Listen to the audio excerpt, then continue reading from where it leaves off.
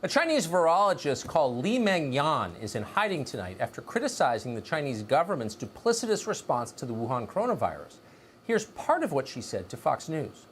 The reason I came to U.S. is because I deliver the message of the truth of COVID-19. If I tell it in Hong Kong, the moment I start to tell it, I will be disappeared and killed. No one can hear me. So for this purpose, I like to go to U.S. and tell the truth of the origins of COVID-19 to the world, to let people understand how terrible, how dangerous it is. This is nothing about politics. This is a thing about whether all the human in the world can survive. For telling the truth, the doctor says she'll be, quote, disappeared and killed. This is the government the NBA and so much of corporate America and so many of our politicians suck up to, one that murders doctors for telling the truth. This doctor says Beijing is suppressing vital information about the virus. There are many patients that don't get treatment on time and diagnosis on time. There is no protection for both doctors and the patient and common people. And also, the government doesn't allow people to release such information. Hospital doctors are scared, but they cannot talk. CDC staffs are scared. I feel very disappointed, but I already know this would happen because I know the corruption among this kind of international organization like WHO, to China government, to China Communist Party government.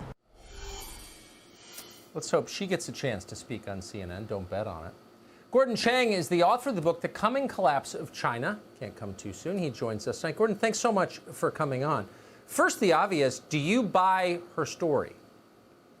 I do, Tucker, because she talks about a change in attitude in colleagues in Hong Kong, as well as the people that she was in contact with in China. And that occurred about the middle of January. Well, that is consistent with what we know about the cover-up in China. So the timelines match up, and that's really critical. So, yes, I do believe she's not only compelling, she's also credible. So why wouldn't she be a prominent voice in the discussion about COVID-19? I worry that she will not get a hearing except on this channel. Well, she carries a message that, is going to be in discordant with what we hear elsewhere. Because, this has become like President Trump versus everybody else. And so you have a lot of people propagating China's narratives in this country because it is politically expedient for them to do so in the short term. And of course, we are in a political season. But as she says, this is not an issue of politics. And it's very important that we listen to what she says, because it does corroborate much of what we know about what the World Health Organization and China were doing in that critical January period. What do you think? I mean, and let me just agree with you emphatically. This isn't about the president. It's not about politics. It's about public health, which isn't served when governments lie to cover their own misdeeds or mistakes. What do you think the truth is about the origin of this disease? We don't know. There's two main theories, of course. One of them is this was a zoonotic transfer in the wild from an animal to a human. The other is that this was an accidental release from the Wuhan Institute of Virology. And I have to say that my view is the latter one, because most diseases in China originate, and these coronavirus diseases originate in southern China. All of a sudden, we have one originating in the middle of China, within 20 miles of China's P4 biosafety lab. That is extremely suspicious. We know that a Chinese major general was put in charge of the lab sometime around March, and I believe that she cleaned up the lab to prevent the world from knowing any evidence of what was going on. Because Chinese researchers reached the conclusion that you have reached, there is evidence that this happened.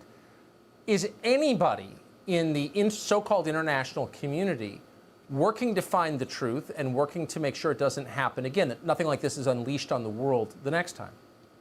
Yeah. What we're seeing is the World Health Organization covering up for China. They've now got 2 researchers in Beijing to prepare the way for a 3rd WHO mission to China. But they're only studying the zoonotic transfer. They're not going to Wuhan, from what we can tell. They're not going to the Wuhan Institute of Virology. So really, this is an attempt to bolster China's narrative, which was built, I think, this narrative was built by China to really divert attention away from what it was doing in that biosafety lab. What a tragedy if the propaganda works, as it so often does. Gordon Chang, thank you for your clarity on that. I appreciate it. Thank you, Tucker.